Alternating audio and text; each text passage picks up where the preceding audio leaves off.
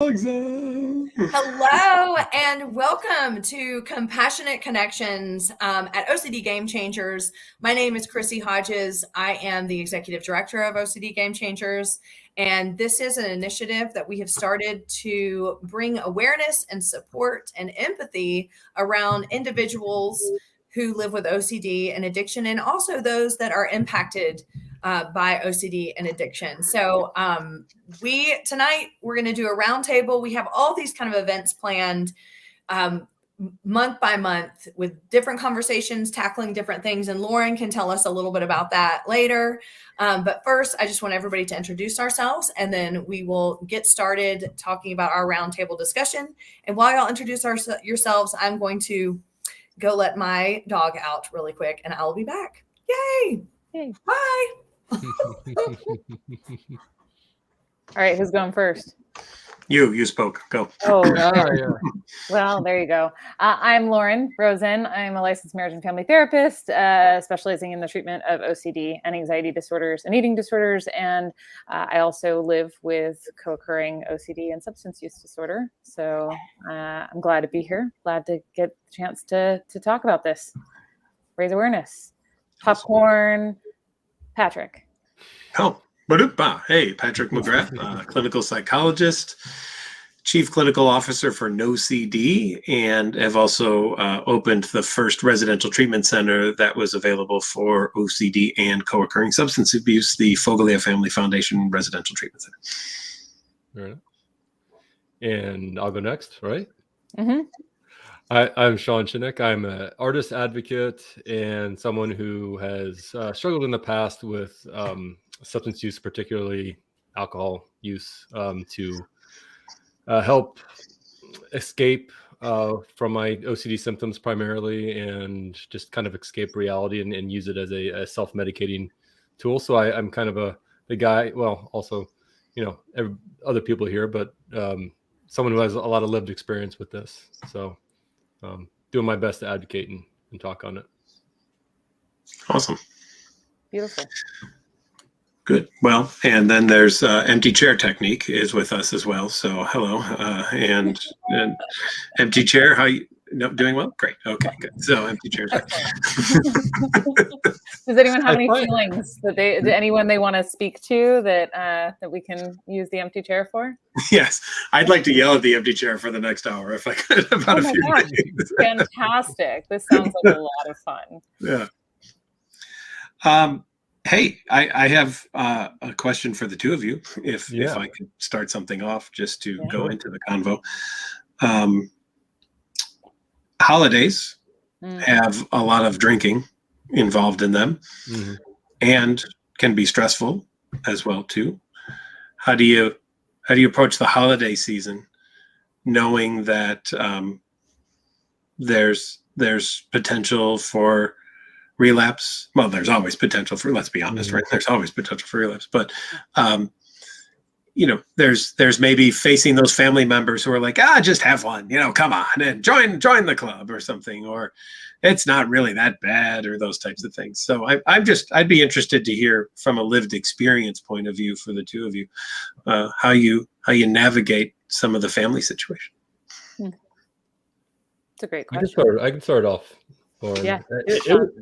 I'll be honest. It was really, really, really tough. These were some of the toughest months for me. I mean, it was especially, like you said, Patrick, with visiting family, especially a family that loved to binge drink and party. Like, that's what we did on. I know that the Wednesday night before Thursday or before Thanksgiving is usually a big night to hit up the bars, especially for college kids and stuff like that.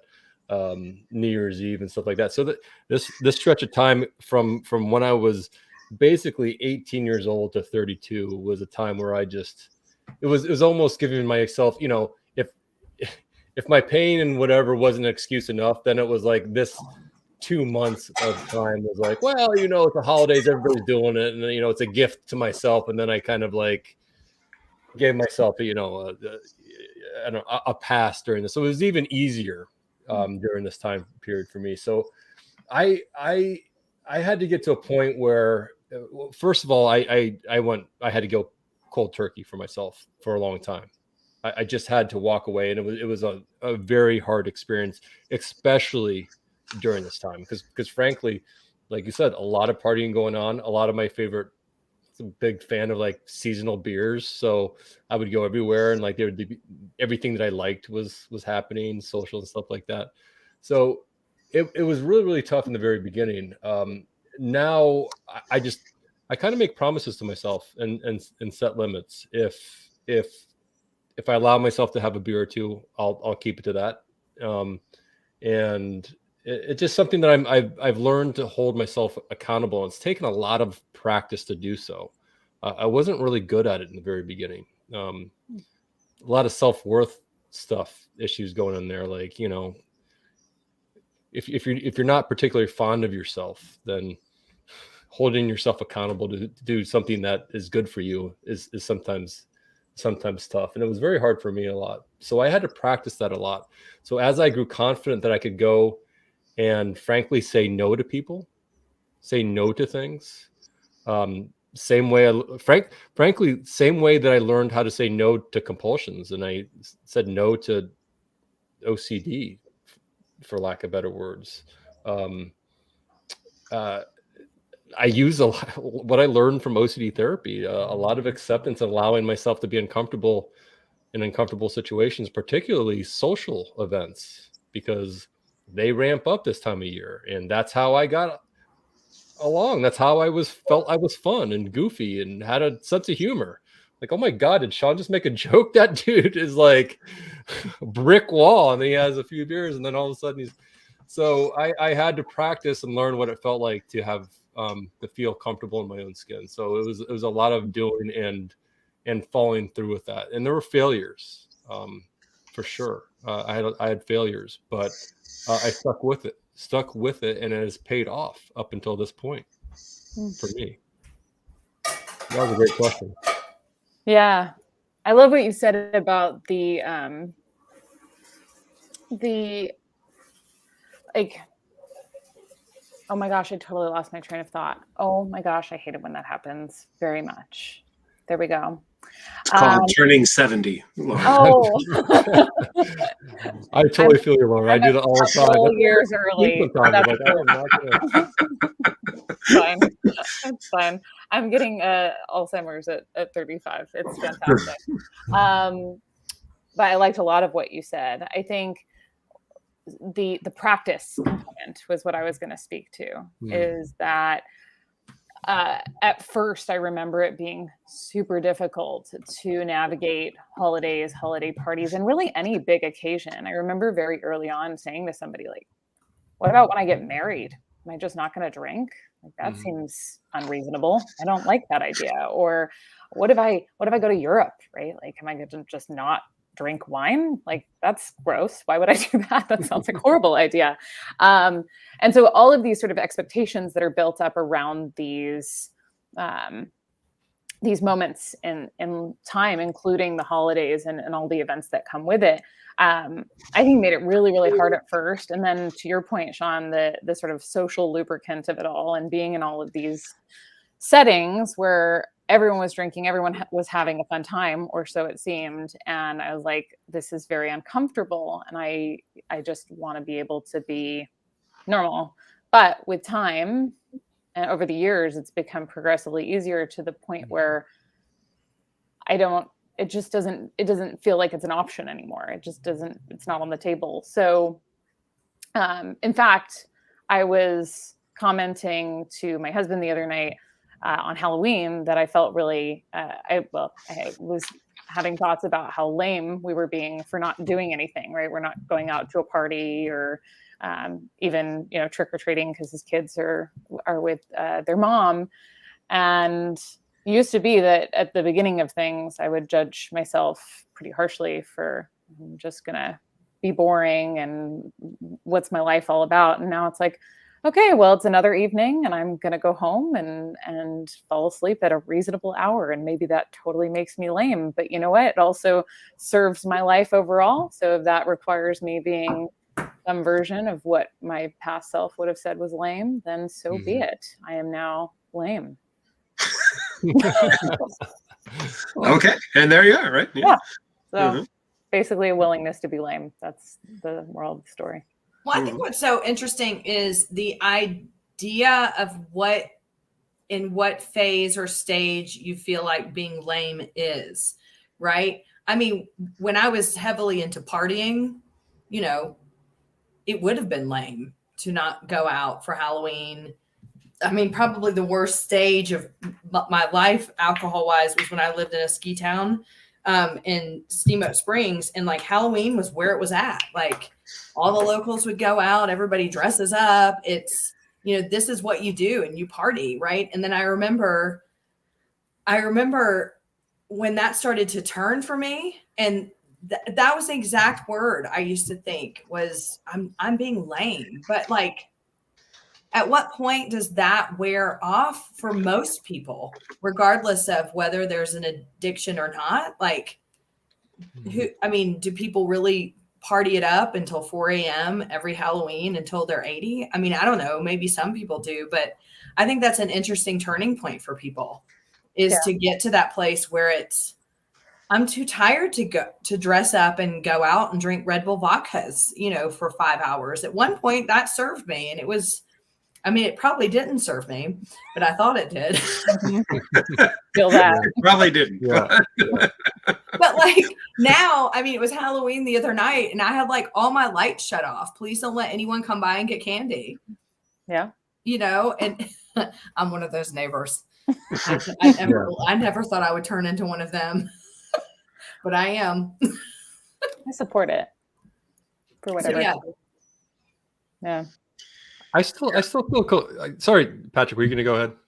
No, please, Sean, please. I was. It's for me. It's always for.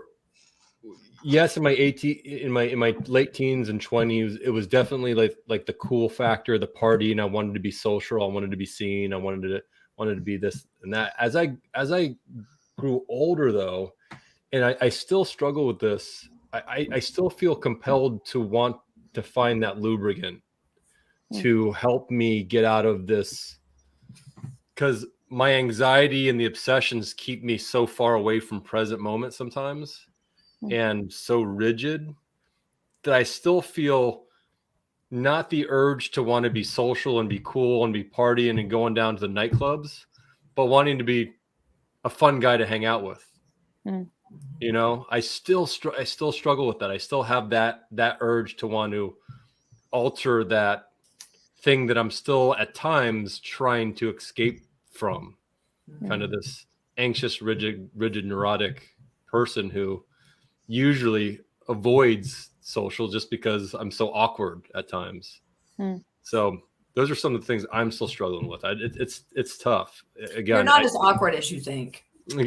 Well, you Not have not seen me dance yet, or wait, we did dance at OCD Gamechangers one time, I think. I've been promised that you're going to dance with a lampshade on your head, and I will not be satisfied until that happens. All right, I can do that with just some tea. I got some tea right there. Excellent. I'll drink some tea and I'll do a lampshade next time. Next time we meet, Lauren, like we've met in the past, when we meet in real lives. Yeah. I want to bring up. I have to run out. Something's happening in my bathroom. Oh no! I like loud noises. Just good luck.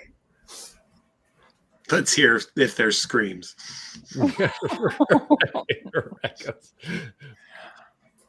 Hopefully not. You were gonna. All right, I want to bring up one, Lauren. You said you have some stepkids, right? But you didn't have children of your own, right? You're correct. It's draining. I'm sorry. It's draining. Everything's draining. That's wonderful. That's fantastic news. Go ahead. The liquid plumber has worked. Congratulations. Go ahead. I'm so sorry. I want to bring up just a weird stressor. If I could diverge just for a moment outside of the OCD SUD, but talking about stressors, because stressors are things that lead to drinking, right? Or OCD getting up. Since the four of us don't have, and Sean, maybe you do, but I don't believe the four of us have our own children, right? Correct? No. is it just me, or do you once people start having children, like they form their own club and the childrenless people are like diverted to the side while the children people all hang out with each other? Or is that more of a Midwest kind of thing? Because boy, I see this happening now. Like, people that used to hang out now they've got little kids, and it's like, oh, well, you can't come to the birthday party. There's only so much room at the pool for people with kids, right? So you're uninvited. Or, oh, well, we're all going out trick-or-treating with the kids together. So that kind of just, I don't know. But I've noticed this, and I'd seen it before with other people. And now that I'm at that age where people I know who have kids, and I see it. So I just didn't know if you guys have noticed something like that as well. I mean, I would notice it, but whenever my friends have kids, I just dump them. Way to do it. Bye. Yeah, later. Yeah, done with you. No, I do notice that, and I don't know. There's something about, like, for me, I've always known that I wasn't going to have kids from a young age. And no, Patrick, it does not have to do with the vomits. Even though my kids would be traumatized because I would have there would be a room in the backyard with a shed. And when they threw up, I would visit them with a hazmat suit on. And so I feel like I did the right thing. No, I really never wanted kids. And there was part of me that, really felt disconnected even growing up from my girlfriends who would talk about when I get married and when I have a family. And that was, I don't know how much that my experience with OCD had to do with that, or my childhood, and how traumatizing my childhood was in my own family, that I just didn't want to put myself through that. But I've kind of reconciled, I guess, even as an adult, that the friends who want to stay friends when they have kids will, and the ones that don't, maybe they need different support, and that's okay. Yeah. And that could very well be. Yeah. That makes a lot of sense.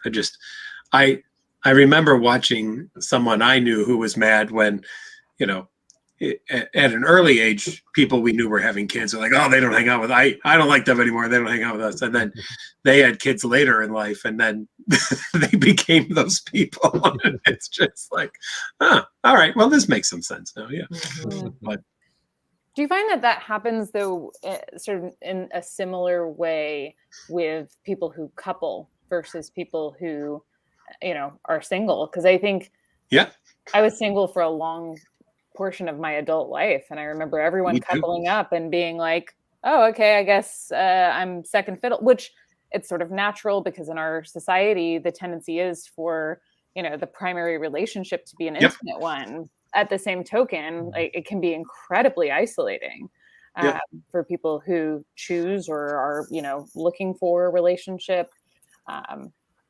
So yeah, I mean, I totally agree with what you're saying too.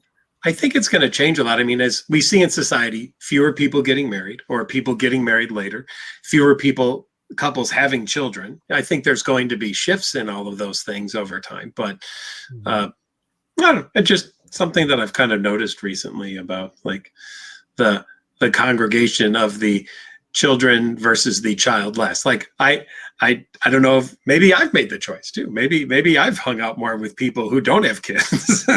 Maybe that was it too.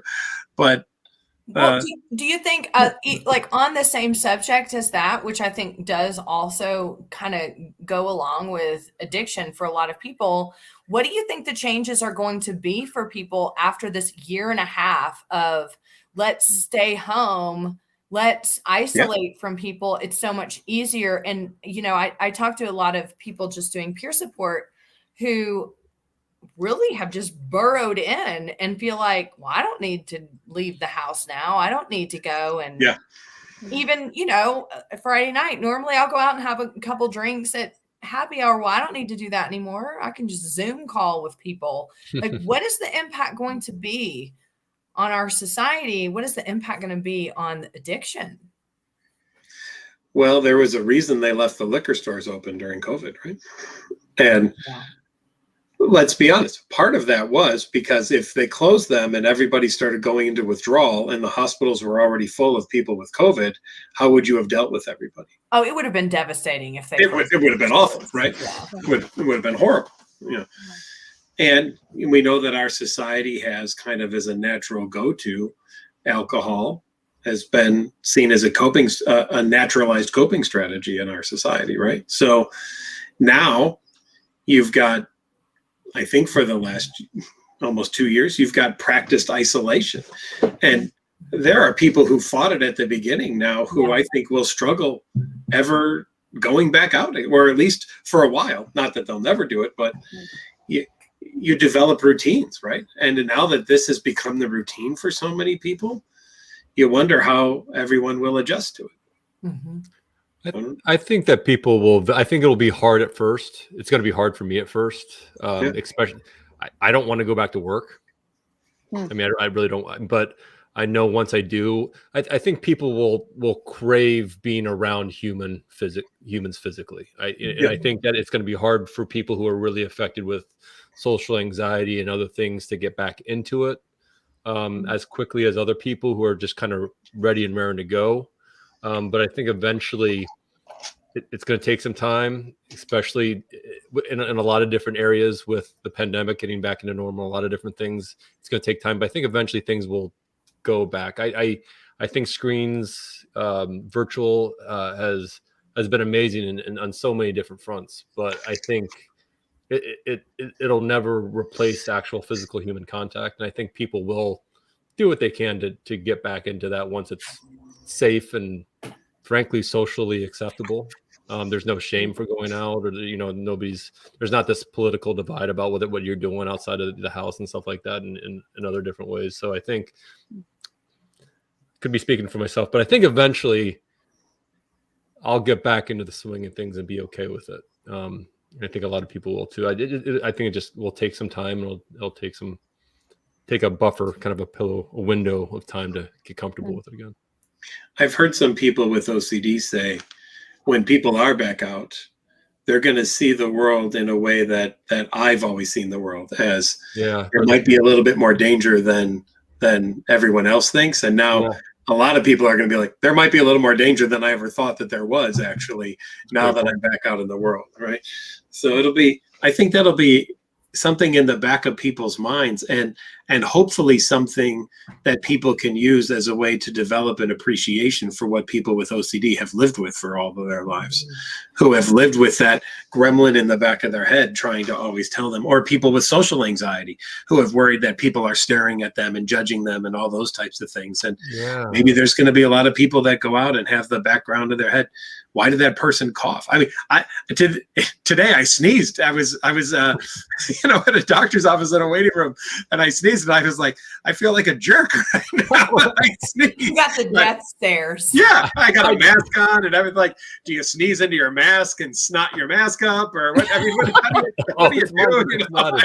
I feel it, Patrick. No, I've had the same thing where I've chugged a little water, and I'm sitting there trying to hold it in, because if I cough, this dude next to me, you want to run outside and just spread the COVID everywhere there, but not inside. So I think there's going to be maybe it's more of a general feeling of anxiety, we could say, or just a general feeling of watchfulness that all of us have, and it's going to be hard for people to let that guard down for a while, because we've been so trained in it as a society for so long now. It's true. So what an incredible way to look at it, as a window into the lived experience of people with OCD and anxiety. I hope people take it that way. I really do. I do too. But I think my hope, I'm sort of with Sean in that my hope is that people do sort of move out into the world as it becomes more and more acceptable, because there is something lost in doing all of these things via screen. And I actually got the chance to meet somebody. I happen to be in Nashville, Tennessee right now, and I got to meet Dr. Amy Mary Askin in person, which was much fun. Tell her I said hey. I will. But it's there's something really lovely about being able to connect on a very human level. And as we sort of continue this talk about substance use disorder, right, that feeling of isolation is so central to why people drink in the first place, or use, or, you know, gamble, or whatever they do in an addictive capacity. And yeah, in the same way that, as we were talking about before with people having kids or coupling up, right? Like this sense of my world is small and I'm alone is such a driving force, I think, behind a large part of these addictive behaviors. Yeah. What do y'all think of the research? What's his name? Johan? Oh, Johan Hari? Yes, I heard him speak in Colorado. Yeah. I was profound. I was really moved about just some of the things. But what are your thoughts on that? You know, just to summarize, he talks about the addiction is the absence of connection. Yeah. I love him. I like that. He's He magic. just came out with a new book too, right? I think, and he did Chasing the Scream. Chasing the Scream, and then like that. Lost Connections, I think, is the Lost other one. Connections, right? And is he the one who talks a lot about when people are feeling maybe hollow or not feeling purposeful or have purpose in their lives? Yeah. Is that kind of? I've read segments or listened to segments of Chasing the Scream and Lost Connections, but I wanted to make sure that I was the right person that was talking about. Yep. Purpose, having someone who doesn't feel like they have purpose or meaning or striving towards something bigger, and there's something missing or lacking in their life. There's a void there. Yeah. Can I ask you guys something? Do you think OCD gives you a lie that says it's there to do that as well too? Do you ever feel? I do. Wait a minute. Clarify. Sure. So with Fogley, and working with people who had both substance use issues and OCD is like, there's always a reason to drink, right? Or use drugs. Hey, great day. Let's drink. Oh, horrible day. Let's drink. Kind of a boring day. Let's drink. There's always that. And it can be comforting to know that quote unquote friend is there, right? For you. And I wonder sometimes for people with OCD, if you've ever felt that in a world where things might feel confusing, OCD is something that tells you it has an answer. And is there a comfort at times that something says to you, I have an answer as a way to get through something. Just do it like this and everything will be fine and all will be okay. Yes. I think the structure of it, right? It's like, at least I know that if I'm following the rules that OCD sets out for me, then there are rules.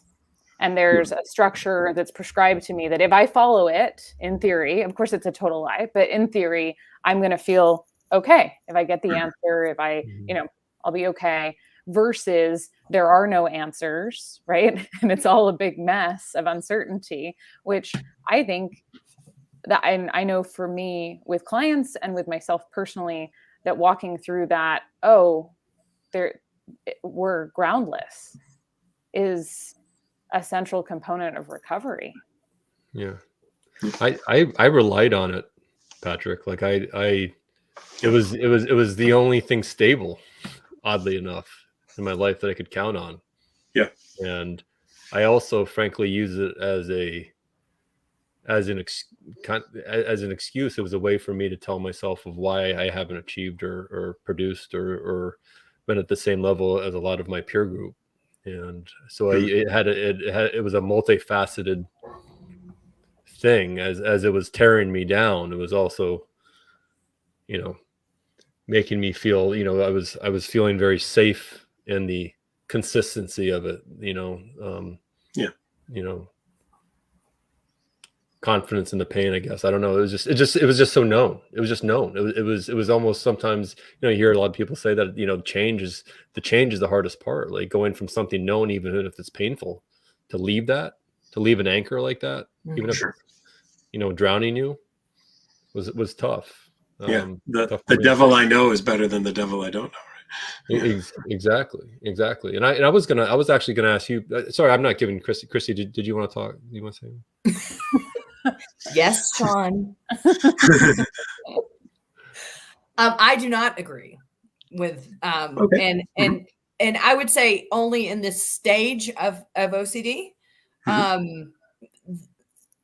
Certainly in different times of my life, yes. There were rules, there were you do this or else. Okay. But now it's overpowered by shame. Oh, sure. Sure. Yeah. Now it's more I feel it, it's there. It's part of me. There have been times, I think, like Sean was saying, if I was interpreting that right, where my identity was part of that, and to let go of OCD would be to let go of my identity. But now I feel shame and anger about that a lot, and feel probably, and this is really interesting, since we started OCD Peers about a little over a year, 4 months ago, being able to do group peer support as someone who's giving input and receiving input instead of just being a peer support to other people. That's where I've arrived to where I'm at now, which is I have a really not hostile relationship with OCD, but I'm in a transitional phase with it for sure. The idea that there is no finish line has come to my attention in the last year and a half, and I'm pretty pissed off about it. That doesn't mean I'm not working towards accepting that. And I hate that word, by the way. I hate the word acceptance. I wish it would go to hell. But but like I'm working on that. But this is by far one of the harder plateaus to reach in my OCD journey. I don't know if that makes sense or it relates at all, but yeah. Well, I think shame and guilt can be applied to addiction as well, too, right? On the other side of addiction. Right. And I actually, can I tell you something? And then Sean, I don't want to go away from what you wanted to say. Yeah. I have altered my language recently from I struggle with substance use to I engage in substance use, because I feel like it's shifting the shame for me in a lot of ways, because I do make the choice to drink. I do. Now, are there underlying factors and all of that? Yes, we're not going into that here ever. Maybe in my next book, but not here. But like, I've shifted that to alleviate some of the shame and give me more agency of saying I'm choosing it.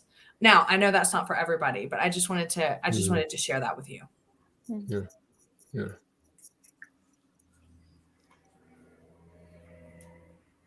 Yeah, I was actually gonna go on a little bit of another tangent in a different topic, just slightly different topic, and ask Patrick something, but I didn't.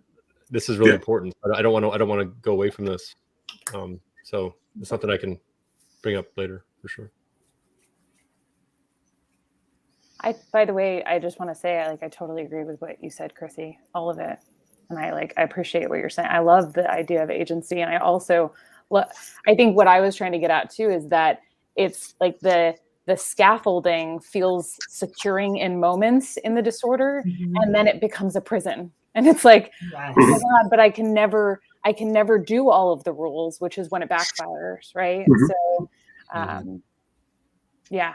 I agree. I get really pissed off at OCD too. Well, it's the lie of the insatiable OCD. Just one more compulsion and everything will be great. Well, maybe just one more. Yeah, and which is the same with just one more drink and everything will be great. Of course.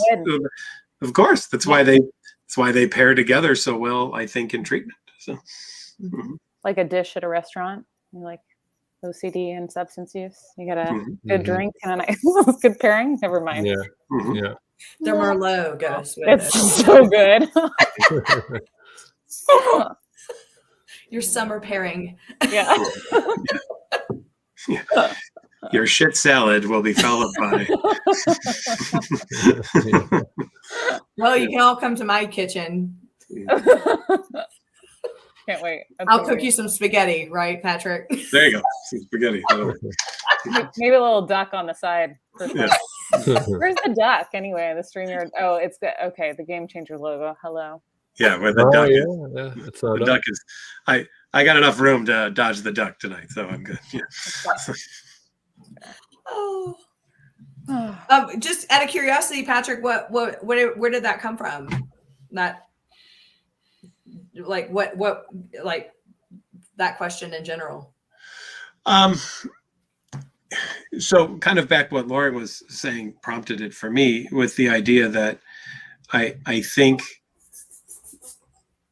and again, this is my experience of treating people, right? So what I have seen from people is, in the addiction side, nothing is as fulfilling sometimes as the using of the drug or the alcohol, because the immediate gratification that it gives. And on the OCD side, the immediate relief of having done the compulsion the right way and how good that feels for the moment, only then to be followed by, but wait a minute, maybe it wasn't quite, and then you got to do it again. So this either way of kind of chasing the buzz, right, kind of experience. On one hand, it could be the high that I get, but it could also be the relief that I get from now I don't have to think those thoughts or have those images for the next hour because I've taken this substance that interferes with that. And on the OCD side, the relief that I get from the obsession that I have, even if it's just for a momentary lapse of time, but at least I got a relief. And my life is now being spent chasing times for that relief. And that's why I continue to do more and more compulsions, because it's the only way that I get moments of feeling okay. So that's just how I was kind of approaching it there from that end. Yeah. Do you want to pivot, Sean? Sure. Yeah. No, I'll Patrick, I've always been, so I thought about this a lot, and I've always been impressed about what you do, and also saddened that there aren't more resources like what you offer. And I think about my experience, and I always was able to handle the binge drinking and the partying after I had gotten significant OCD treatment and therapy when I was better. I don't know, and I don't quite know how I did it by myself. I'm trying to get to the question I'm trying to ask or bring it up, but what does that look like to treat someone who is in severe, is just battling severe OCD with severe substance use and treating that? Because I was always saddened at the places that I went, people getting kicked out for one thing. They're dealing with multiple things, and the two at the top are OCD and substance use, and for me that's what it was. I don't know if I'm an outlier, but when I went to residential program, I was able to just stop and do treatment.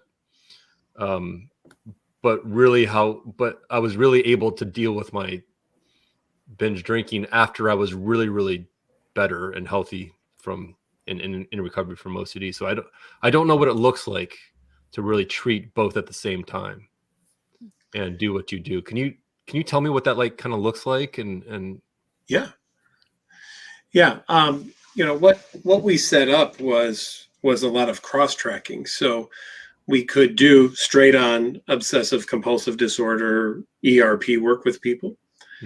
We could do straight on work on addictions with people, or we would combine the two, and you would do groups in the morning and work in the morning with one side, and then in the afternoon with the other side. So we would make the combination of what were the themes that were common in substance use, and the group work that they did. And then we would really individualize ERP work in the afternoon. And then in the evenings, there would be support groups. They would have 12-step group options. There were lots of things that were available.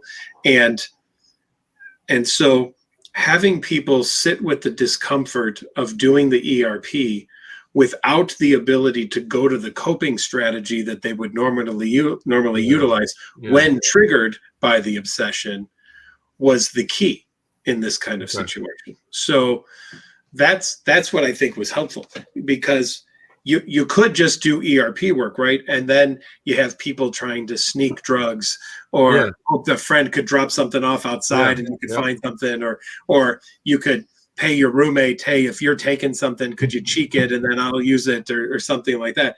And you're of course not getting the full effect of the treatment potentially then, if that's the case. So in this situation, I think what we really brought to it was we were dealing with both things at the same time. I think you're ridiculous if you want somebody to stop using, but don't work on the OCD, because you're just going to see the OCD rise because you've just taken the coping strategy away. And I think you're also ridiculous if you tell someone just work on the OCD, but keep using substances, because you're going to see a substance use increase as you purposely expose people to things. They're going to use more substances. So putting somebody in a residential treatment center where we were very highly monitored about visitors and all sorts of things, what came in, checking purses, and things had to stay outside. You couldn't even wear a jacket in. You had to put that in a closet kind of thing. We made sure that we dealt with both of those things and not with only one of them. So I think that was the key, is the recognition that if you try to do one without the other, it's going to be a very difficult experience. So you had to support the whole person. And the whole person is a person who has obsessive compulsive disorder and substance use, not just a person who has OCD or just a person who has SUD. It's a person who has both. And we had to treat that whole person. The whole person. I like that. Thank you. Because the standard was what, 30 or 60 days? Yes. I mean, can you imagine living for 30 days without substance or without what you have been coping with in order to get OCD treatment? And it's just, it's preposterous to me. It's inhumane is what it is. Yes. So we would start it within a couple of days, right? We knew the addiction had, at least at the residential, had the most dangerous proclivities, right, in terms of physical withdrawal and everything. So we really hit that at the beginning, because those immediate gratifiers of the addiction could even override some of the OCD things, right? Just that's when people wanted to leave, because they were still in the craving and urge, and they just wanted to go, right, kind of thing, because they wanted to fulfill that. So we really hit that for the first couple of days, and then once they got past that point where they were committed that they were going to stay, we started introducing the ERP to the whole experience. Because what I didn't want to have happen is you've now decided to come to residential and you've decided to give up that coping strategy. Let's hit you with ERP today. You'd be like, screw this. You just really triggered me and I'm getting out of here. You set yourself up for maybe failure there. Yeah. And I didn't want to do that. So I made the conscious choice to make sure it was a couple of days of addiction treatment, full days of that, before we started to introduce the ERP. But it wasn't what Chrissy said, 30 to 60 to 90 days sometimes, which people were requiring before. It was like 3 or 4. Yeah. In many ways, not dissimilar from how it's, working with people with eating disorders, right? You have to, because one is more potentially lethal, right? Yes. So you have to address the thing that stands to impact you from a physiological level first and foremost, and then interweave the two.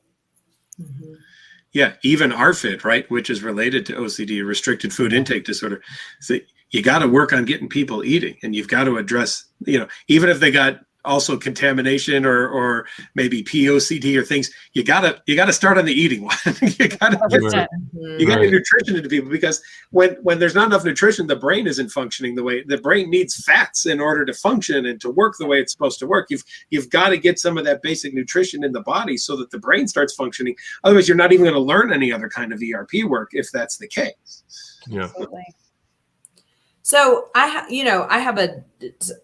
have my own all kinds of theories and, working with people and understanding, but I'd love to bring this to the surface.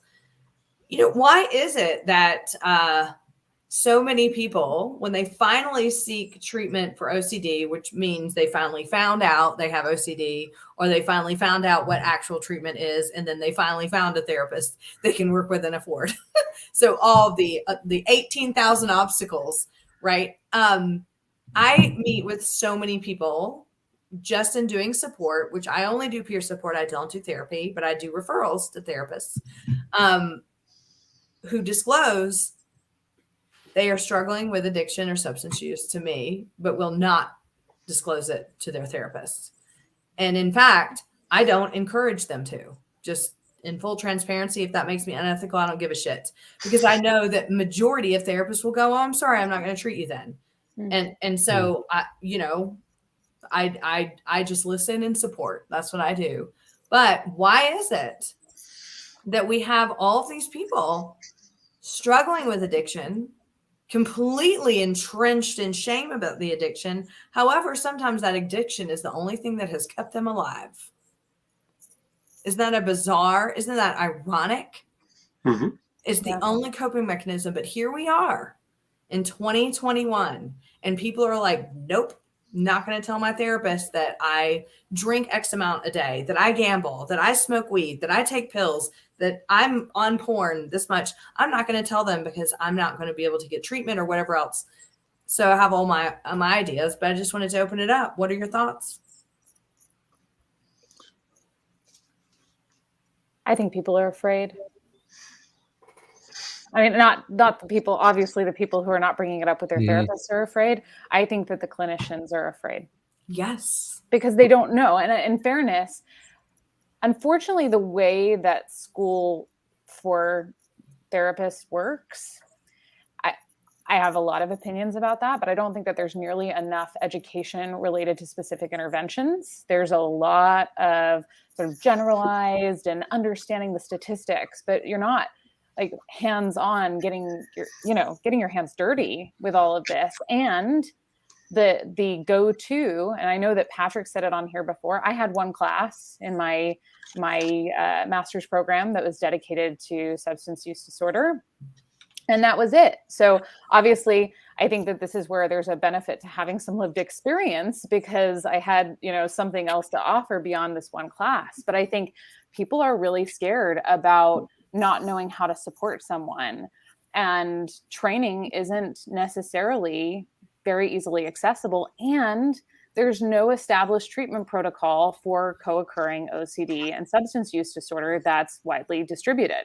So there's a lot of factors that I think make it so that therapists respond a certain way. And I know, like, because of places where I've worked where the policy has been like, I can't treat you, right? That's not me anymore. And I would never do it today, but to say, I can't help you. A lot of therapists are going to do that because they don't want to hurt people. And of course, in doing so, end up doing harm, which is really heartbreaking. Oh, that's so awful. Yeah. That statement in itself, like, hits me in the core. Yeah. So my hope is that, obviously Patrick's done amazing work in this realm and creating Foglia, and that there's a treatment protocol that becomes more public, and that people start to, and obviously these types of conversations even, I think, lend more visibility to this discussion and hopefully lead to ongoing efforts to have an established training for people, because I think a lot of therapists want to be able to support. They just don't know how. Yeah, I mean, Stacy and I continue to put in stuff at the OCD Foundation conference yearly to make sure that there's a talk on co-occurring treatments, and we try to keep it in the forefront for people to know that this is a real issue, right? I think there's still people in the therapeutic community who think, oh, my people with OCD would never use a substance. I mean, they would never. That would never happen, or something like that. And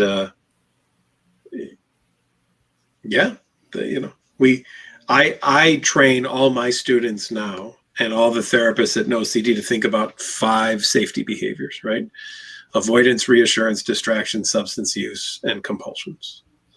And you've got to assess all 5 safety behaviors, because all of them play a potentially interfering role in the treatment you're going to try to be providing to people.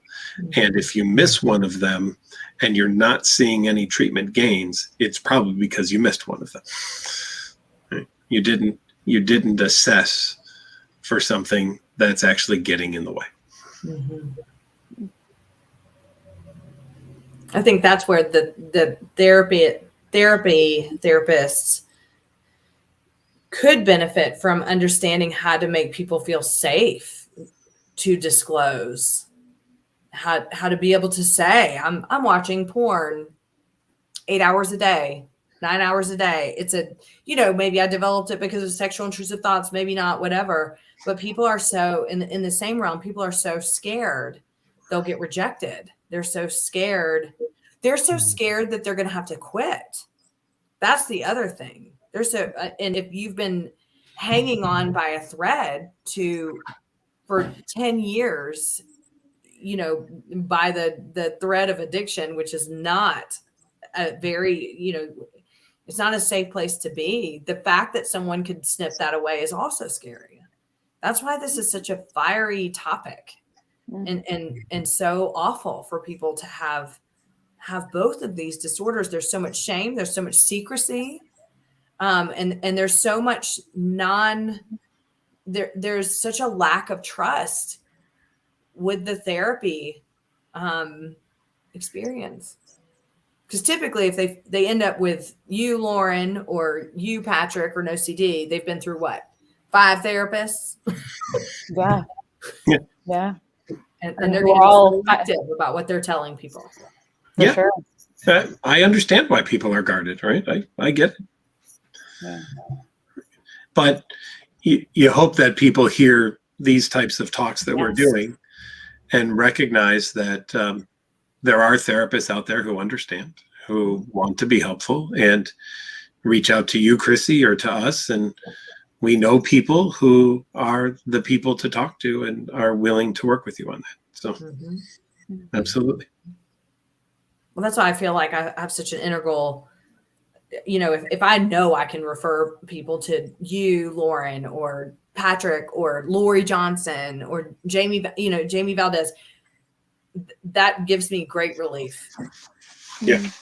Because then it takes away that shame for them.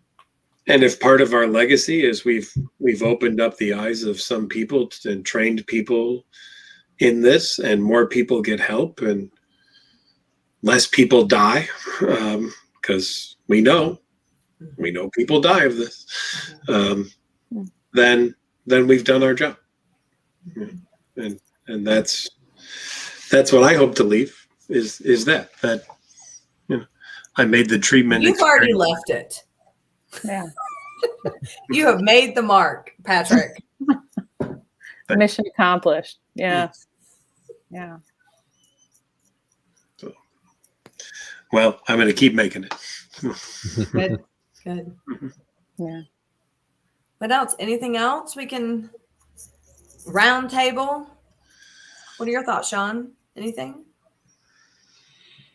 No, I mean, I was just thinking while Lauren and Patrick were responding to that question and kind of what you said. I'm just kind of thinking what prevented me from speaking out when I was going through it.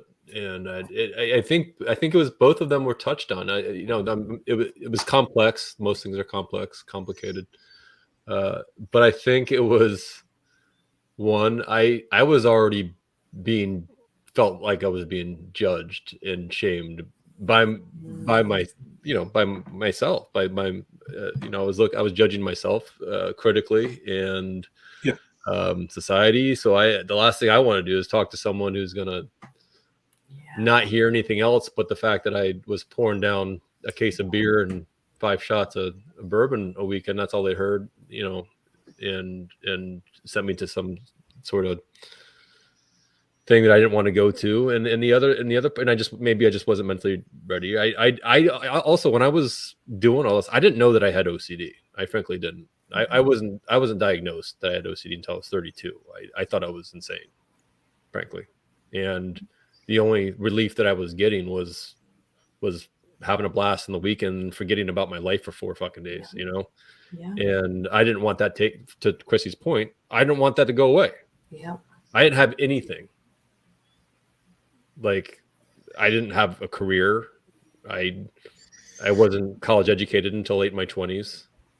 My friends their lives were happening and moving forward with things. I was just existing in a lot of pain, and I had fun, you know, whatever you want to call it. I was escaping fun, whatever you want to call it, on the weekends. And I was like, I don't want to be judged any more than I'm already doing to myself. And I don't want to, this life would suck, but I wasn't able to get away from it. So yeah, I didn't really talk about it much until I had to, until I was forced to.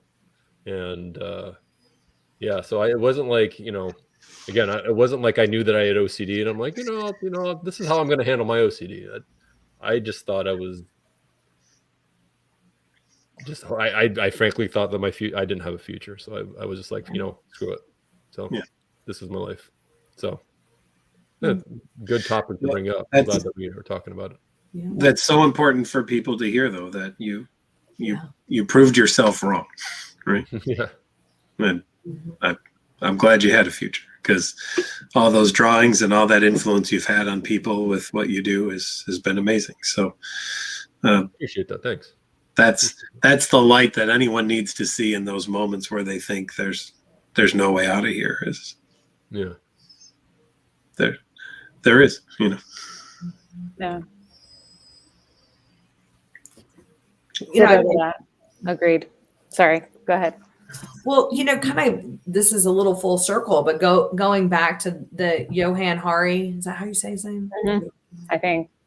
You know, when I started looking at some of his stuff, and when I started to when I felt courageous enough to look at the causes of addiction and substance use, instead of it just being Christy's a piece of shit, that's so much easier to accept, right? Mm.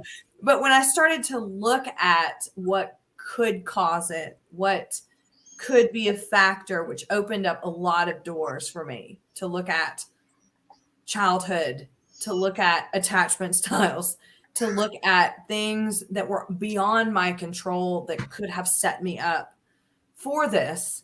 Again, not taking away any sort of responsibility on my end, but at the same time, being able to see kind of putting pieces in the puzzle.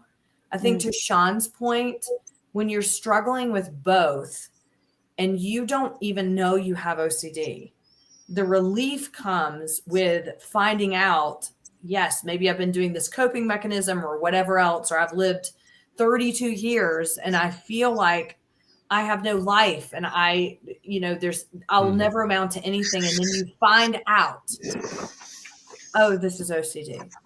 Yeah. The same as you can find out with substance use and addiction.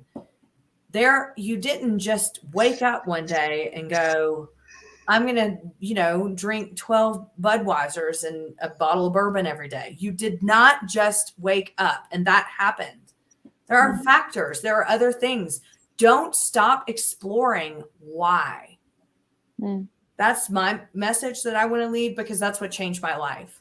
You can explore the why and find out the same way we all find out we have OCD. And we're like, oh, God isn't punishing me every day for 12 years. Right. Okay. There's an explanation here. Like this is what we're here for. We're here to find out why we are the adults and the amazing people that we are. And you don't have to stop learning.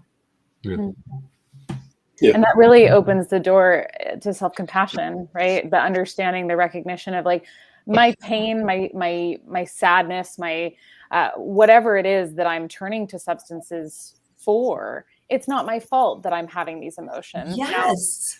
Right. Tara Brach talks about that in Radical Acceptance, this idea of like, it's not my fault. It's not my fault that I'm in pain. Now, of course, to your point, the question of action is where we become culpable, and we have this opportunity to make change. We have this agency, but that doesn't change the fact that we need to have so much compassion for the part of ourselves that is having this experience in the first place. Yeah.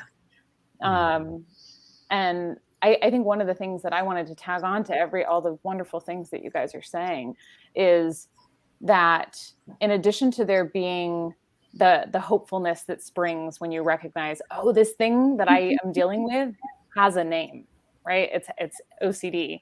That there is, because so many people are terrified at the notion of scaling back on use or discontinuing use when substance use disorder is at play, that there is a way to navigate having big emotions that doesn't necessitate substances. Like that exists. And I think people don't realize that, which is why it's like this idea of pulling back or withdrawing entirely is really, really scary. So my hope is that, somebody listening out there hears that and has a little bit of that glimmer of hope that perhaps those of us with OCD have when we recognize that there's a name and that there's something to be done about it. There is not only, obviously most people who have substance use issues are aware to some degree, but to know that there's a way through that involves having this big, beautiful life that's messy and hard too, but it's possible. It really is. Yeah. Well said. Yeah. I feel like that was a kind of wrap up statement. Should we wrap up? Probably. I like it. I like that wrap. That's our hour, so that's great. Yeah. Well, thank you. Good to see all of you, and I know. Chrissy, I've missed glad y'all. glad you're draining well, Chrissy. I'm really glad. That noise was so loud. I don't know if y'all heard it, but it sounded like a water slide was going on in my bathroom. Wow. Which is why I felt alarmed. But it wasn't water sliding out of the tub. It was That's water good. sliding in. Yay. Yay. All right. Well, Any final thoughts? Lauren, you just final thought at us. What about y'all? Yeah, I think Lauren got me. I don't know what else to say. nothing better than that. So Yeah. Thanks for having me here, Chrissy. Lauren, can you tell us a little bit about what viewers can expect coming up in the next couple months? So we have an event again in another 2 weeks, I believe, which will be the ladies' night, is my recollection. Or no, wait, is that? Sorry, I'm really not doing well with the planning. I believe actually it might be Sean's interview on navigating on his experience with OCD and alcohol use. Yeah, I think we're next week. Are we? I think it might have changed around. We were going back and forth, but maybe, yeah. So maybe it's next week, or maybe it's in a month. Either way, we'll keep you posted. Around the 16th. Yeah. Whenever it is, it'll be awesome. Yeah, and we'll put it on social media, so that's good. And yeah, so the sort of interview, like we did with Neil Hemmer. And then the ladies' night, where we'll be talking about what it is to be a lady with OCD and SUD, and or treating ladies with OCD and SUD, or being a parent who's a lady of somebody with OCD and SUD. So that's what you can expect. We're trying to keep it at 3 events every 2 months so that we have a consistent space for people. And thank you all for joining us. We really appreciate your contributions and the comments and all that. Mm-hmm. Thank you, guys. It was great. Yeah. And thank you, Lauren, for organizing, and Sean and Patrick, of course, for being here and your insight as usual and humor. And for all of you who've joined us, it's so good to see a lot of you. David, Michael, we're seeing your comments. Chantel, thanks so much for being here. It's been a while, and it's just good to connect back. As we were saying earlier, connection is so important. We're all navigating out into the world. It's very scary, but know that you can always have an anchor here with OCD Gamechangers, because that is one of our big values, is connection to people and creating community, and you belong here. And I hope we can all see each other in person at some point. Not sure when that's going to be, but fingers crossed, 2022 at some point. So thank you all. Thank you for joining us. And we look forward to seeing you at our next community connections. Wait, compassionate connections. I was like, wait a minute, that's community connections. It's a drop-in center I used to work at. Compassionate community. Anyway, thank you so much. Compassionate comedians. See you next time. Bye, everyone. Bye, everyone.